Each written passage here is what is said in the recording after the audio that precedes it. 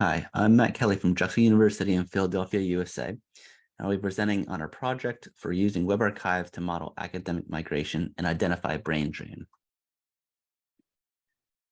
This being the IIPC Web Archiving Conference, we're quite familiar with the purpose and value of web archives. The task I want to describe here is our goal of leveraging the historical captures of this medium for an introspective academic intent.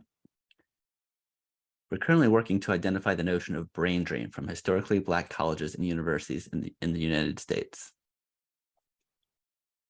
The concept of brain drain entails the trend of academic faculty and researchers from HBCUs leaving their institutions for those of a different classification, namely predominantly white institutions or PWIs. HBCUs represent only 3% of all higher education institutions in the US, but have made substantial preparation of Black professionals, having educated 80% of Black federal judges, 85% of Black doctors, and 50% of Black engineers.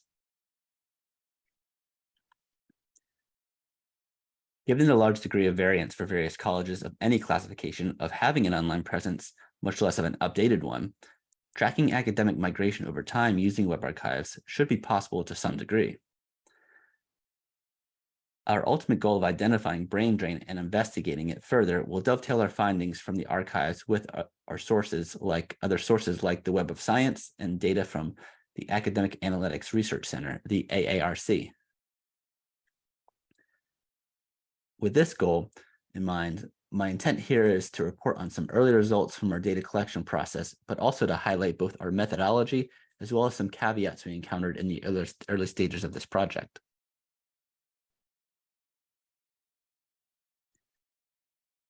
Our focus on institutions in the US would justifiably lead us to consult US-based web archives like the Internet Archive's Wayback Machine. But we know from experience that temporal gaps may be filled with a more representative picture reported when a variety of sources are used. For this, we looked to the concept of a memento aggregation as facilitated by the open source memento aggregator, Memgator.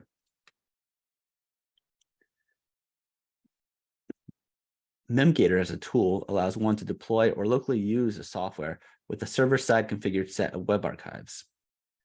It can also be used locally to expose endpoints on one's local machine for querying a collection of web archives for a URL from a set of archival sources. We did this and found without much surprise that an overwhelming majority of the captures of web pages from HBCUs were from the Internet Archive, so instead opted to request the captures directly.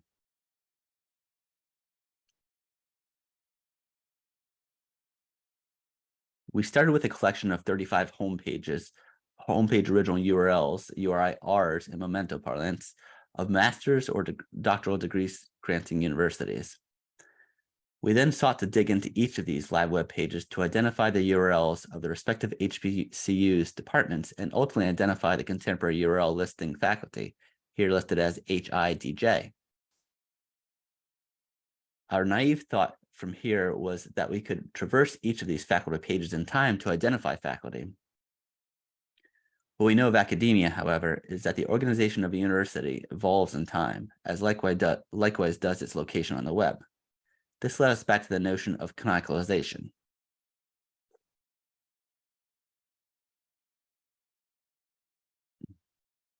In the context of web archives, canonicalization entails associating different URLs as one and the same.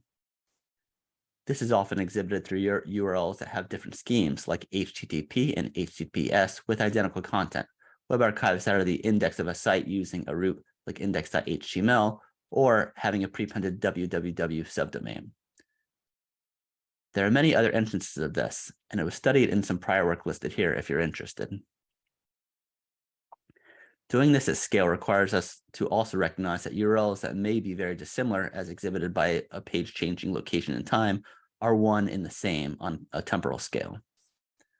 Think of this in respect to pages like the facebook.com moving to facebook.com or the co-location for the Java programming language when Oracle bought the company from Sun Microsystems.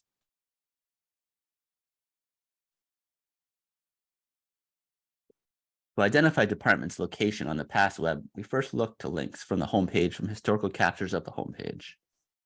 For example, for Howard University, we would look at periodic captures of howard.edu and identify the department homepages as links.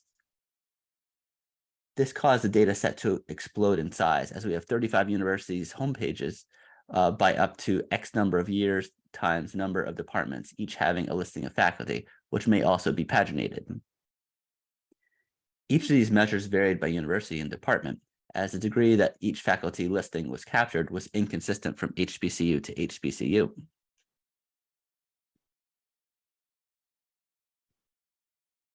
The feasibility of doing this in an automated fashion was problematic, as nuances of web archives like redirects or broken links introduced noise into the dataset, which was best remedied by a manual collection procedure. We then unleashed the students on the problem. We deployed a collection procedure for students funded by the grant to look to the results collected so far and note down the faculty members at each department at each HBCU in time for an annual granularity.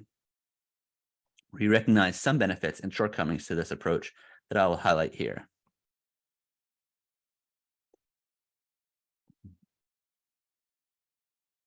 The redirect issue was particularly problematic, as the students use web browsers rather than command line interaction for ease of collecting the data. Accessing the URL in the past at the same dates for different years naturally produced variability in the ultimate time of capture. Memento's accept date time dynamics would have not been a saving grace here, as similar logic is likely employed by the archives replay system. Given the structure of each web page is different, an automated approach to scraping the names and titles introduced unreliable data. We sought to emphasize recall, i.e., having more noise in the system rather than missing data due to an ill-formed scraping procedure.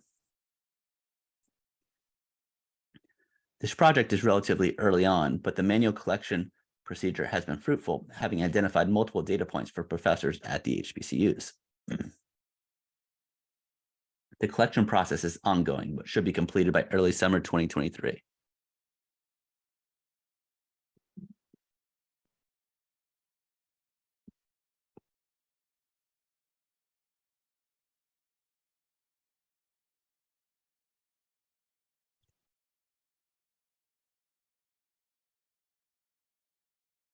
Having experienced the complications of this process is not without a lesson learned.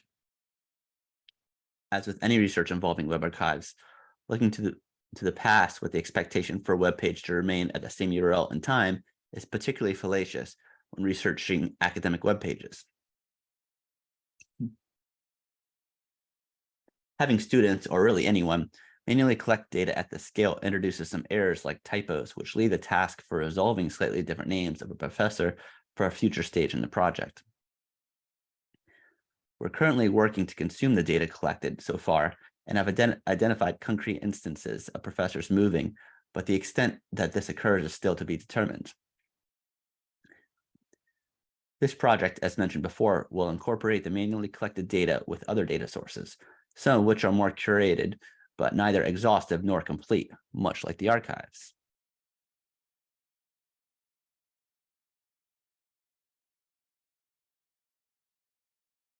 Another spinoff of this project is the consideration of ethics in surfacing individuals' names from the past and tracking their movement between departments and institutions. Prior to releasing any data as mandated by the grant, we anticipate exhibiting a procedure of an anonymization to protect individuals' privacy. We may also need to explore further levels of anonymization if a movement pattern were, for instance, able to be used as a fingerprint of an individual.